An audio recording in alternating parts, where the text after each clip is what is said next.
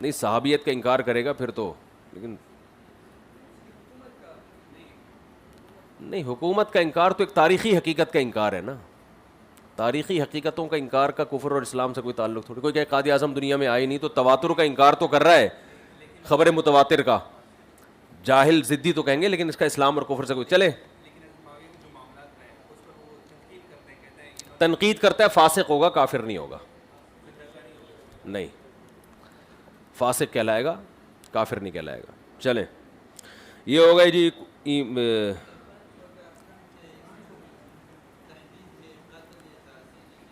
کیا بول رہا ہے؟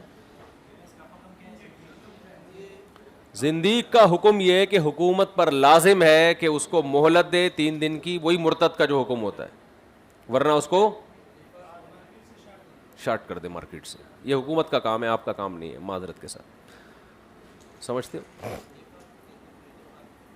کفر نفاق تو یہ ہوتا ہے نا کہ دل میں تو انکار کر رہا ہے، زبان سے اپنے مفاد کی وجہ سے اقرار کرتا ہے.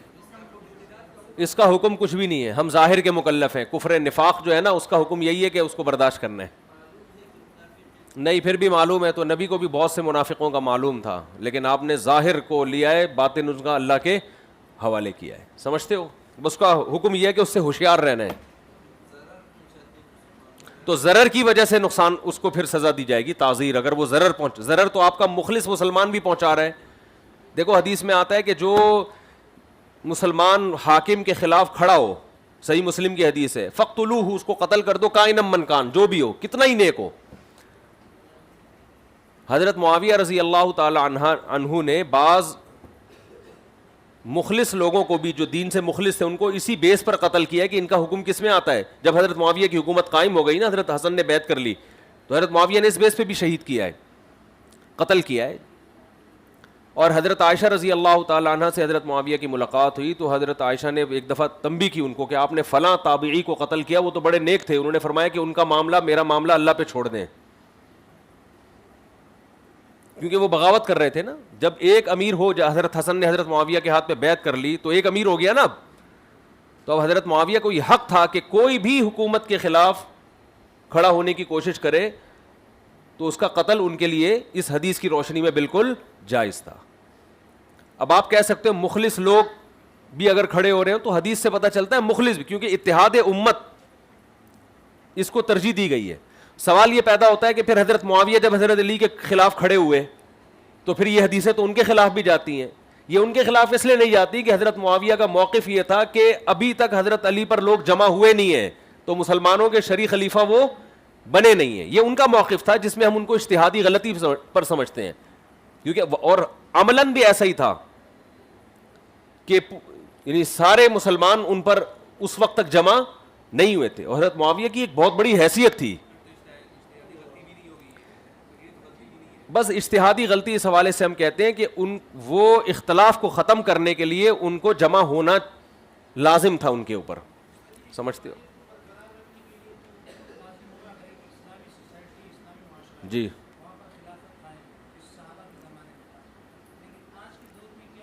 نہیں، اس میں بھی یہی ہے، اگر زمین کے کسی ایک خطے پر کوئی مضبوط حکومت بن گئی ہے تو اس خطے کے اندر اندر اس کے خلاف کھڑا ہونا بھی بغاوت ہے. یہ جب ہم نے تحقیقات کی نا، کتابیں پڑھی ہیں، تو علماء نے لکھا ہے کہ پوری یہ جو خلافت کی آج کل بحث لگتی ہے، آپ اگر کتابوں میں جاؤ تو آپ کو پتہ چلے گا کہ جب 2 خلافتوں میں اسلامی خلافت ڈیوائیڈ ہوئی ہے، ایک اندلس کی اور ایک بغداد کی، تو علماء کا اس وقت فتویٰ یہ تھا کہ اتنا علاقہ فتح ہو چکا ہے کہ اگر ایک علاقے میں ایک خلیفہ اور دوسرے میں دوسرے خلیفہ ہو تو اس سے کوئی اس میں شرعی قباحت نہیں ہے، کیونکہ ایک خلیفہ کے لیے پورے روئے زمین کو کنٹرول کرنا مشکل ہو گیا تھا. تو پھر اس خلیفہ کے حکام اس کی جہاں تک خلافت کی حدود ہیں وہاں جاری ہوں گے، اس خلیفہ کے حکام یہاں تک. تو یہ جو کہتے ہیں نا کہ ان دونوں کو ختم کر کے ایک خلیفہ بنانا واجب ہے، یہ خود غلط ہے. اصل تو یہی ہے کہ ایک ہو. نہیں ہے، نہیں صحابیت کا انکار کرے گا پھر تو، لیکن نہیں، حکومت کا انکار تو ایک تاریخی حقیقت کا انکار ہے نا. تاریخی حقیقتوں کا انکار کا کفر اور اسلام سے کوئی تعلق تھوڑی. کوئی کہ قائد اعظم دنیا میں آئے نہیں تو تواتر کا انکار تو کر رہا ہے، خبر متواتر کا. جاہل ضدی تو کہیں گے لیکن اس کا اسلام اور کفر سے کوئی چلے. تنقید کرتا ہے، فاسق ہوگا، کافر نہیں ہوگا. نہیں, فاسق کہلائے گا, کافر نہیں کہلائے گا. چلیں, یہ ہو گئے جی.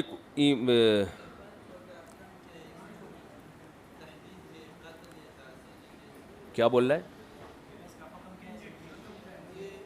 زندیق کا حکم یہ ہے کہ حکومت پر لازم ہے کہ اس کو مہلت دے 3 دن کی, وہی مرتد کا جو حکم ہوتا ہے, ورنہ اس کو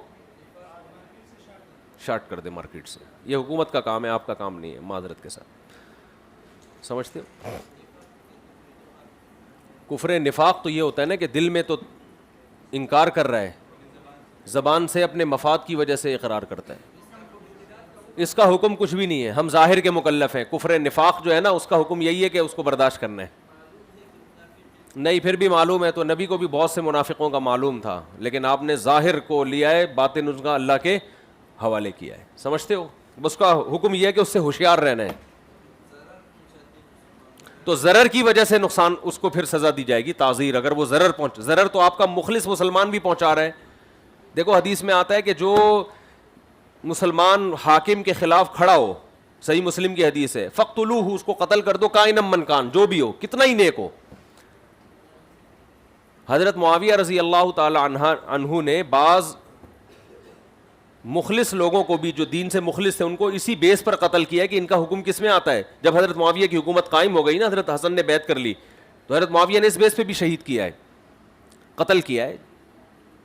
اور حضرت عائشہ رضی اللہ تعالی عنہ سے حضرت معاویہ کی ملاقات ہوئی, تو حضرت عائشہ نے ایک دفعہ تنبیہ کی ان کو کہ آپ نے فلاں تابعی کو قتل کیا, وہ تو بڑے نیک تھے. انہوں نے فرمایا کہ ان کا معاملہ میرا معاملہ اللہ پہ چھوڑ دیں, کیونکہ وہ بغاوت کر رہے تھے نا. جب ایک امیر ہو, حضرت حسن نے حضرت معاویہ کے ہاتھ پہ بیعت کر لی, تو ایک امیر ہو گیا نا اب. تو اب حضرت معاویہ کو یہ حق تھا کہ کوئی بھی حکومت کے خلاف کھڑا ہونے کی کوشش کرے تو اس کا قتل ان کے لیے اس حدیث کی روشنی میں بالکل جائز تھا. اب آپ کہہ سکتے ہو مخلص لوگ بھی اگر کھڑے ہو رہے ہیں, تو حدیث سے پتہ چلتا ہے مخلص بھی, کیونکہ اتحاد امت اس کو ترجیح دی گئی ہے. سوال یہ پیدا ہوتا ہے کہ پھر حضرت معاویہ جب حضرت علی کے خلاف کھڑے ہوئے, تو پھر یہ حدیثیں تو ان کے خلاف بھی جاتی ہیں. یہ ان کے خلاف اس لیے نہیں جاتی کہ حضرت معاویہ کا موقف یہ تھا کہ ابھی تک حضرت علی پر لوگ جمع ہوئے نہیں ہیں, تو مسلمانوں کے شرعی خلیفہ وہ بنے نہیں ہیں. یہ ان کا موقف تھا جس میں ہم ان کو اجتہادی غلطی پر سمجھتے ہیں, کیونکہ اور عملاً بھی ایسا ہی تھا کہ یعنی سارے مسلمان ان پر اس وقت تک جمع نہیں ہوئے تھے. اور حضرت معاویہ کی ایک بہت بڑی حیثیت تھی. بس اجتہادی غلطی اس حوالے سے ہم کہتے ہیں کہ وہ اختلاف کو ختم کرنے کے لیے ان کو جمع ہونا لازم تھا ان کے اوپر. سمجھتے ہو؟ جی